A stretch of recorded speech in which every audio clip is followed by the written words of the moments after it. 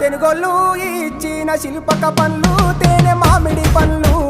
తీయంగా తిందామె తీరొక్క పండ్లు చిలక నేరేడు పండ్లు కాపంలో ఇచ్చిన మక్క కంకులు అవి పాల కంకులు కాల్చుకొని తిందాము కందికాయలు పచ్చి పల్లికాయలు గుజారి గుజారి మామిళ్ళ కిందో నల్ల మామిళ్ళ కింద కుసుమరోళ్ళేసిన కుందన బొమ్మ అది కుందన బొమ్మ